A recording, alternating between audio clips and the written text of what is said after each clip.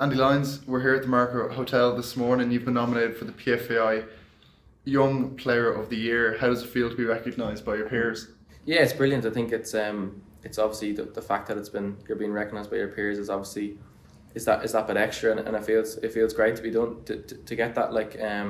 Obviously I voted for my peers as well, and I think it just means that bit extra, and obviously to be voted, it's great after a good season. I think collectively and personally as well. So yeah, no, happy overall, as I said, and I said just to be voted by the peers, it's a great thing. Is it a target a player like yourself sets themselves at the start of the season, or as the season goes on, does it kind of pop up in your mind? I don't think really. No, I think you kind of have to concentrate on your performances. I think when there's talk about the team coming out and stuff like that, you probably start worrying a bit. Like you start talking about it within the group. But I think no, at the start of the season, I think you've got to just concentrate on your performances. Like I don't think at the start of the year I would have said to myself, I didn't know that's my aim for the season. Like if we hadn't won the league and got Young Player of the Year, I'd much rather the league, if that makes sense. So yeah, obviously personal accolades are obviously nice, but I think the collective side of things is obviously much bigger and much greater. So yeah, look, it's a good part. It's obviously great to be voted and all that kind of stuff. So but yeah, at the start of the season, it's kind of just the collective you're kind of looking on, and anything else that comes after that is a bonus, I suppose. And you were at the PFA Ireland Awards before Bohemians. Like, we're only a few days out from the awards night. Like, it's always a great night. Yeah, it is. It's a great night. Yeah, it is. Obviously, there's some special guests there as well, which is always good. And in fairness, it's a beautiful location here in the Marker. And the lads in the PFI do it up really well for the night. So yeah, look, it's a great night, and yeah, look, really looking forward to it. How important is PFA Ireland for the work they do in supporting players on and off the pitch? Yeah, I think it's vitally important. I think I've only kind of come to the fore this year talking to Stephen, in particular, and kind of just getting to know what goes on behind the scenes. And it's actually, I suppose to the naked eye, some people mightn't think that there's much work going on, but the work behind the scenes is massive. Like, to try to change the whole culture and the whole kind of the way the league is ran. I think not only protecting teams but protecting players as well. Like, I think it's vitally important. Like, and I said, this year is kind of my first year that I've kind of came on board to work on them with a certain few topics. Like, and I think to see firsthand talking with the FAI and stuff like that has been really good, and it kind of gives me a clear perspective and understanding of what actually goes on behind the scenes. The announcement has just come out of the minimum wage contracts coming in 2023, and PFA Ireland played a big role in that. Like, how important is that to players next season in both divisions? Yeah, I think it's huge, really. I think because I think without the PFAI pushing that, I don't think would there have been anything done. I'm not too sure. Like, so it's kind of a scale now where it's very fair for both sides of the table. I think where clubs are now signing players in professional contracts, but the players earn them professional contracts, and now they're getting paid for what they deserve. Obviously, as I said before, I saw firsthand.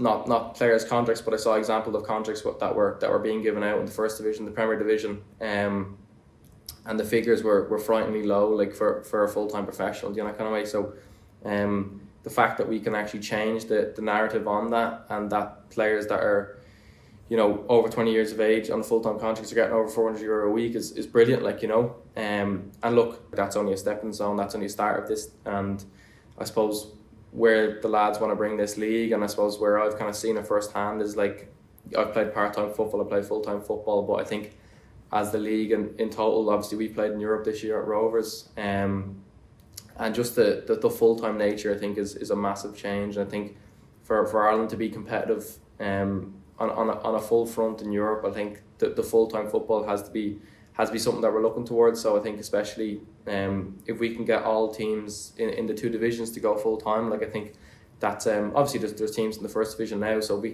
can get all 20 teams or whatever it may be at the time, like, to that full time football status, it'd be brilliant. Like, and I think this kind of announcement yesterday is only a stepping stone. But I said, it's not just the announcement yesterday, it's kind of like what's happened before. It's not just weeks, it's months, it's years of preparation and hard work and talks and meetings and all that kind of stuff. You, as well as a few other players, played a big role in those discussions, particularly with the domestic compensation model.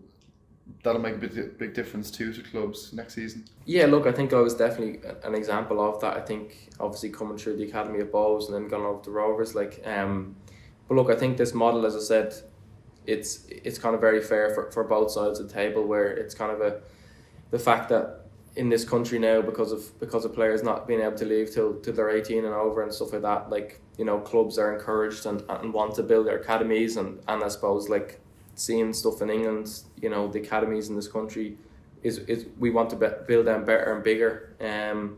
So if we're going to be doing that, it just means that, you know, we can't be letting players go for very cheap to other Irish clubs and stuff like that. Like, so I think it's only fair that Irish clubs, the academies, are building their academies, they're putting money into their academies, and they're building these players and giving these players a platform to perform.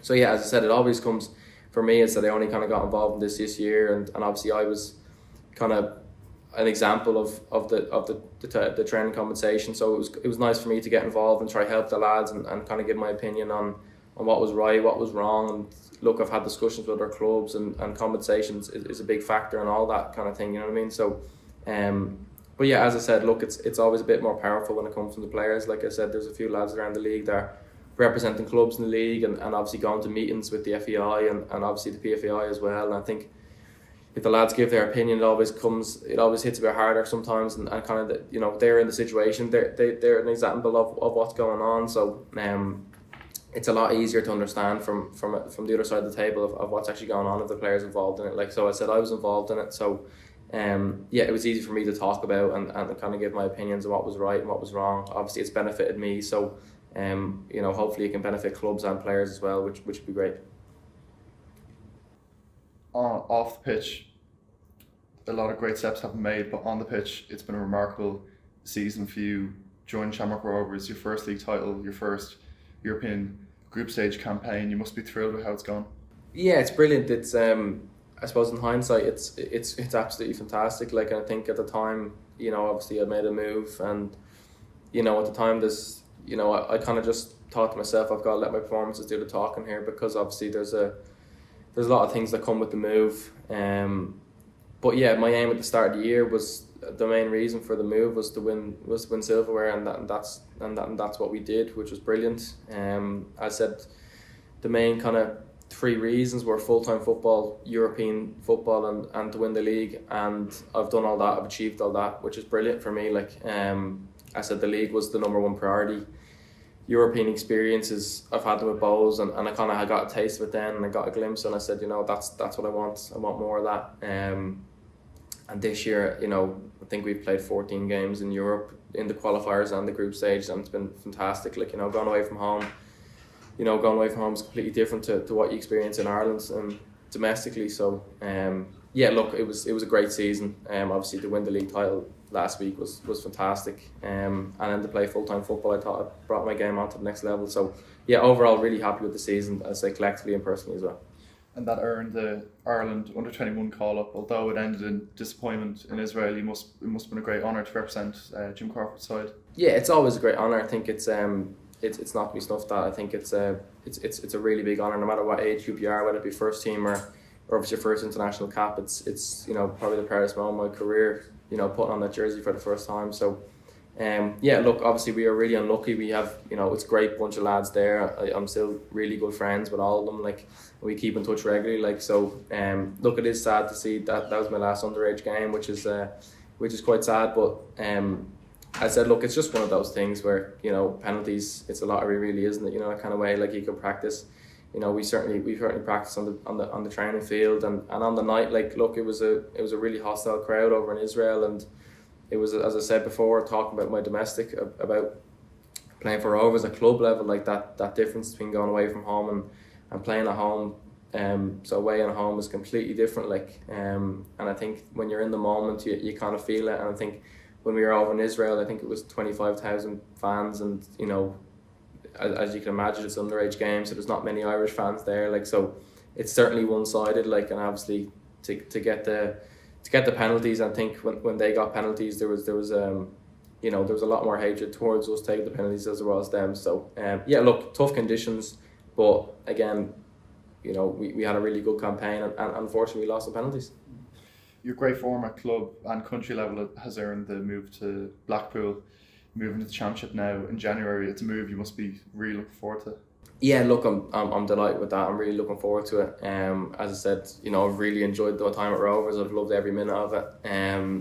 And as I said, it was kind of just the start of the year. It wasn't something that I was thinking about. It was something that was probably, in the back of my mind completely. I wasn't thinking about a move to England. I was just coming to train with Rovers every day and just loving it, because it was that full-time environment.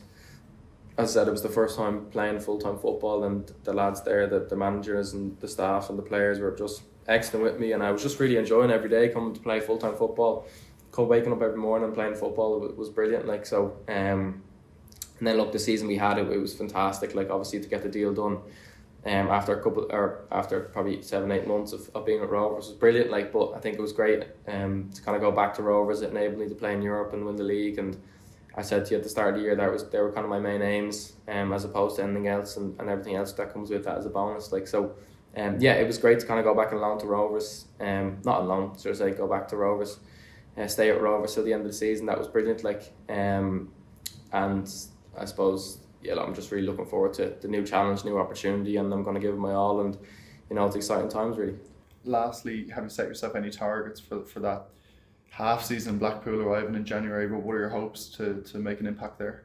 Yeah, look, I haven't actually. It's something that I do at the start of most years. Certainly went to Rovers, I set my targets, and collectively and personally. I think, as I said, I mentioned the few collective ones, but I think for now I'm just on a break, so I won't be making too many goals and stuff yet. But it's certainly something that I will do when I sit down and have a good think, and kind of, it's something that I'm interested in, and something that I feel that helps me. If I know I'm working towards a goal, and if I can put steps in place to try to reach that goal, it's something that I like doing, and I suppose down the line I definitely will do that. Andy, congrats with the nomination, and we'll see you on the night. Thanks very much.